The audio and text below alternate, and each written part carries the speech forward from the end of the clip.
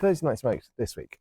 Going for a whiskey that you haven't seen me do before, although you would have seen this in the video I posted a couple of weeks ago with my whiskey collection. The reason I haven't done this is a whiskey by Gordon and MacPhail. This is from their Discovery range, which is where they buy in whiskies from other distilleries and then put it in their own barrels for 5 or so years, up to 10 years, to decide whether or not, well, basically to make sure it's something new. It's, as I said in that video, it's kind of like a professional version of an infinity dram, sort of. Now, as you can see, I've not drunk a lot of this, mainly because, as I said in that video, it's a very light whiskey. And I don't think I have many cigars that it would pair with, because most of my cigars tend to be medium to full as opposed to light. There are a couple I have which are light, which is the one I'm picking today, which I'll show you in a moment. But first, always a good sound,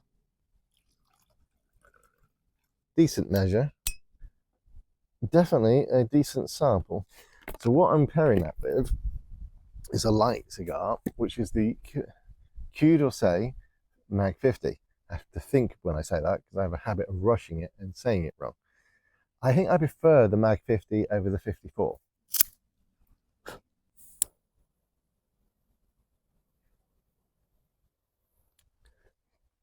Nice charcoal end, just about ready.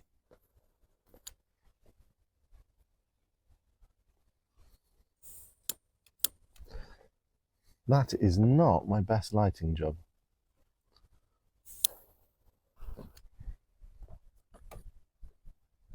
That's better.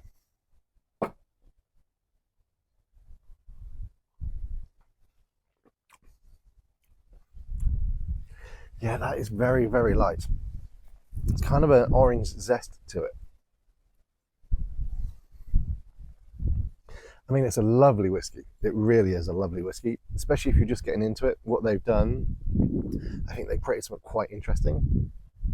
This one is being stored in ex-bourbon casks, so it's given it a nice sweet note.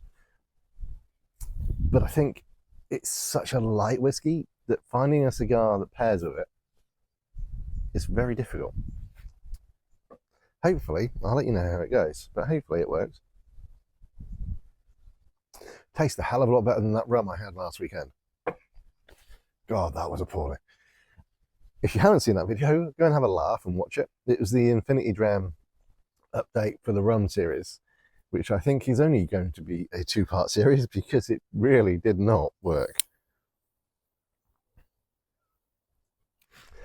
Also, just wanted to give a shout out to Andy, who I bumped into in Morrison's on Saturday. The wife sent me in to get some bits because we had forgotten stuff, and he lovingly tapped me on the shoulder and just said he really enjoyed my Thursday night content, which I tell you what, Andy, that really did make my day. Really appreciate that. So if you do see me out and about, come and say hello. I won't bite your head off too much, honest. Just touching up the mascara line. I have to admit, I think this is a great cigar for a beginner. It's also a really good cigar to start off your day with if you want to, if you're going out for an evening saying you've got 3 or 4 cigars lined up for that night, this is a good one to start it. Just nice, light, gentle build up into a decent smoke. It doesn't get very strong, but there's lots of like cedar notes and a little bit of oak. So it's quite a gentle little smoke. That's why I thought it would pair well with this. Unfortunately, I don't think this will pair well with any cigar. It does work, but it's not a great work, if you know what I mean. Still got lots of citrus on the nose.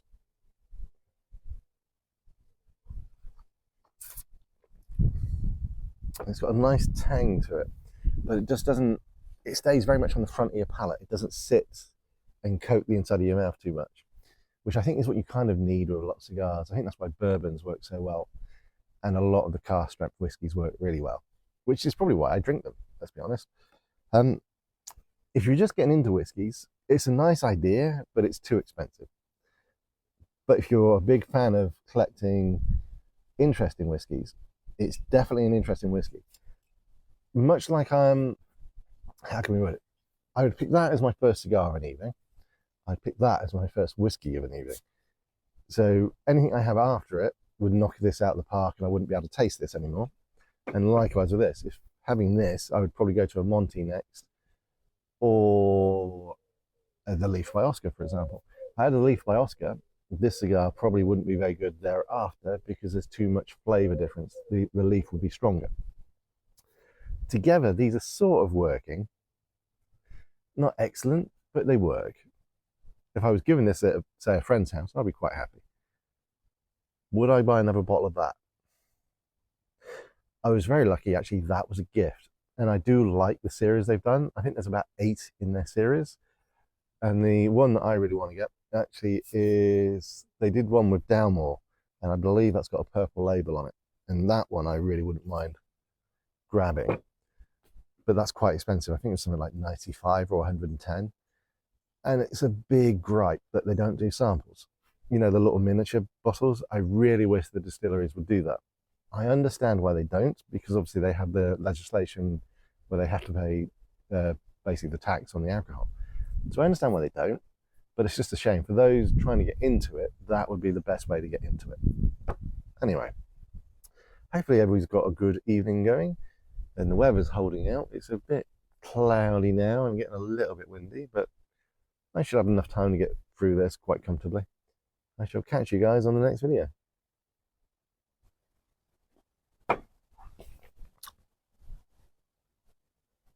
I wonder.